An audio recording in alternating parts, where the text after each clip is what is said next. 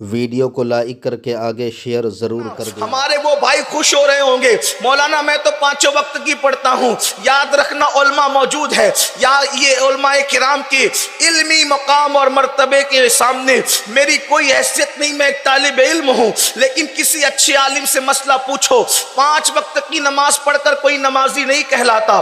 कान खोल के सुनना, उसकी वजह क्या है? 5 वक्त का नमाजी है लेकिन बेटे की शादी के मौके पे जानबूझकर नमाज तर्क कर दी। फुकहा फरमाते उसका शुमार भी बेनमाजियों में होगा। 5 वक्त का नमाजी है, किसी वक्त तिजारत की मसरूफियत में 1 वक्त की नमाज जानबूझ के छोड़ दी, उसका शुमार भी बेनमाजी में होगा। 5 वक्त का नमाजी है, किसी मस्जिद की मसरूफियत के अंदर बिला उज़्र शरई जो है 1 वक्त की नमाज जानबूझ करके तर्क कर दी, उसका शुमार बेनमाजी में होगा। एक बंदा 5 वक्त का नमाजी है, सर में दर्द है, बिला उज़्र शरई जो है उसने नमाज को तर्क कर दिया, उसका शुमार नमाजी में होगा। आप कहेंगे सर में दर्द की वजह से नमाज नहीं छोड़ सकते। सुन लो, अल्लाह के रसूल सल्लल्लाहु अलैहि वसल्लम पर जब बुखार की इतनी शिद्दत तारी हुई और मरज़े विसाल में थे कि तब अल्लाह के रसूल अलैहि सलाम बज़ाहिर चल नहीं सकते थे। बज़ाहिर तो अल्लाह के रसूल अलैहि सलाम ने 2 सहाबा के कंधों का सहारा लेकर मस्जिद नबवी शरीफ तक तशरीफ ले गए और वहां जाकर के नमाज अदा फरमाई। आपसे पूछना चाहता हूं, पूछा गया कि कब तक नमाज छोड़ी जा सकती है, तो फरमाया गया अगर वो खड़े होकर नहीं पढ़ सकता उसे बैठ के पढ़ना होगा, बैठ के नहीं पढ़ सकता इशारे से लेट के पढ़ सकता है तो लेट करके पढ़े, नमाज माफ नहीं है। और सुन लो, नमाज को छोड़कर मुसलमान होने का दावा करने वालों, नमाज को छोड़ करके जन्नत को अपने बाप की समझने वालों, अल्लाह के रसूल अलैहि सलाम ने तो अपने असहाब को बेनमाजियों की सोहबत में बैठने से भी मना किया। आका इरशाद फरमाते हैं अबू हुरैरा रज़ी अल्लाह ताला अन्हु से, ए अबू हुरैरा, बेनमाजी की सोहबत में न बैठा करो, क्योंकि जहां बेनमाजी होता है आसमान से उस पर लानत बरसती रहती है। अल्लाह अकबर, जिस पर लानत बरस रही हो, जिस पे लानत बरस रही हो खुदा की। अब आप मुझे बताएं, मुसलमान कहते हैं मौलाना हम पूरी दुनिया में मारे जा रहे हैं, पूरी दुनिया में काटे जा रहे हैं, पूरी दुनिया में तबाह किए जा रहे हैं, पूरी दुनिया में बर्बाद किए जा रहे हैं। मैं पूछना चाहता हूं, जिस पे लानत बरस रही हो अगर वो ना पिटेगा तो कौन पिटेगा, वो ना कटेगा तो कौन कटेगा, वो ना तबाह होगा तो कौन तबाह होगा, उसका घर ना उजड़ेगा तो किसका उजड़ेगा? जिसने खुदा के घर को वीरान किया और उसको खुदा की गैरत का ख्याल न हुआ, फिर उनके घर न उजड़ेंगे। आज मुसलमान को कैरम कल्बों के लिए टाइम है, आज मुसलमान को जुओं की अड्डों के लिए टाइम है, आज मुसलमान को खेल और क्रिकेट के लिए टाइम है। क्रिकेट के मैदान सजाने वालों, क़यामत के मैदान की फिक्र भी तो करो, मैदान महशर की भी तो फिक्र करो। किस कदर खेलकूद में, ये दुनिया खेलकूद के लिए है, ये दुनिया लाहो लईब के लिए है, ये दुनिया टाइम पास के लिए है, ये दुनिया दिल लगाने के लिए है, ये दुनिया मौज मस्ती के लिए है, ये दुनिया ऐशो इशरत के लिए है। कहने वाले ने कहा जगह जी लगाने की दुनिया नहीं है, ये इबरत की जा है, तमाशा नहीं है। अल्लाह अकबर, मौत आनी है, मौत की लटकती हुई तलवार हमारे सरों पर पुकार पुकार कर कह रही है। ज़िना के अड्डों को आबाद करने वालों, शराब के अड्डों को आबाद करने वालों, जुओं के अड्डों को आबाद करने वालों, मोबाइल के नशे में डूबकर रातों दिन मोबाइल पर उंगलियां चलाने वालों, कभी कब्र की भी तो फिक्र करो। जिस वक्त रूह का रिश्ता जिस्म से टूट जाएगा, अगर तुम डॉक्टर हो डॉक्टर नहीं रहोगे, मुर्दा कहलाओगे। अगर तुम खतीब हो खतीब न कहलाओगे, मुर्दा कहलाओगे। तुम अल्लाह अकबर, तुम अपने वक्त के वकील हो, जज हो, काजी हो, कोई हो, आपका कोई मनसब हो, लोग क्या कहेंगे? मैयत उठाओ, मैयत को नहलाओ, मैयत को ले जाओ। हाय हाय, क्या बेकसी और बेबसी होगी। अल्लाह अकबर, मेरे रब फरमाता है अपनी दौलत पर गुरूर और घमंड करने वालों सुन लो, अल्लाह इरशाद फरमाता है ला तंसा नसीबका मिनद दुनिया, दुनिया से अपने नसीब का मत भूलो। यानी मुफस्सिरीन कहते हैं दुनिया से सिवाय कफन के कुछ नहीं ले जाओगे, और कफन भी अगर अल्लाह राजी है तो कफन कफन है, और अल्लाह नाराज है तो वही कफन जहन्नम की आग बन जाएगा, वही कफन जहन्नम की चादर बन जाएगी। क्या हाल है लोगों का, लोग रातों की तन्हाइयों में पाप कर रहे हैं, अल्लाह अकबर, नमाजों के लिए फुर्सत नहीं। कितनी सादगी से मुसलमान कहता है मौलाना टाइम नहीं मिलता, बीवी के लिए टाइम है, बच्चों के लिए टाइम है, दोस्तों के लिए टाइम है, खेलकूद के लिए टाइम है, गिबत के लिए टाइम है, चुगली के लिए टाइम है, हर बुराई के लिए टाइम है। जिस अल्लाह ने पूरी जिंदगी दी, जिसने टाइम को पैदा किया, उस अल्लाह के लिए टाइम नहीं है, अल्लाह के लिए टाइम नहीं। जिस कौम को अल्लाह के लिए टाइम नहीं, उस कौम का क्या हाल।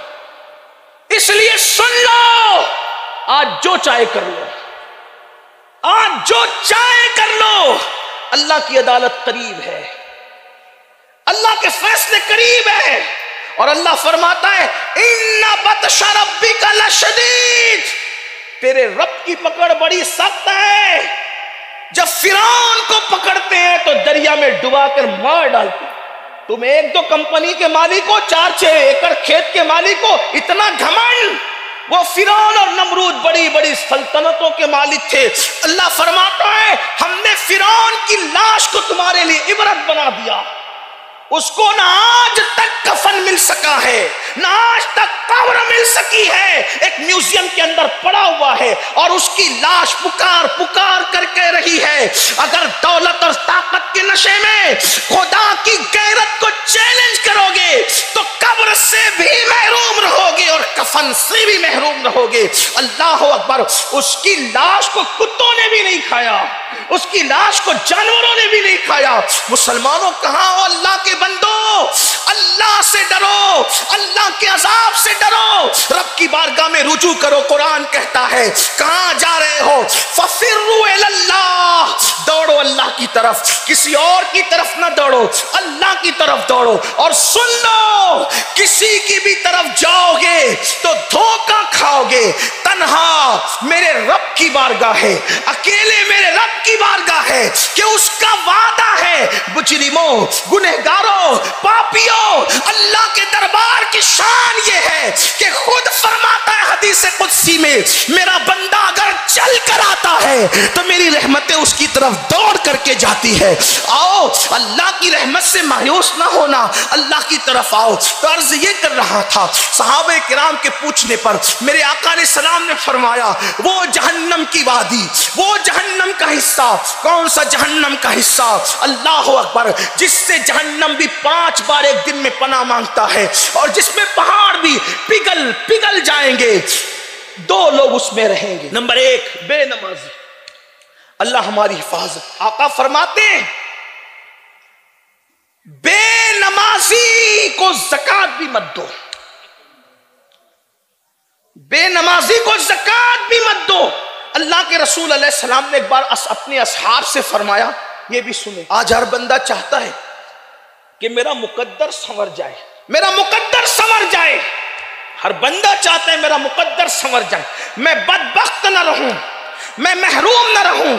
लेकिन मेरे आका ने अपने असहाब से फरमाया, सहाबे किराम से फरमाया, ऐ मेरे सहाबा दुआ करो।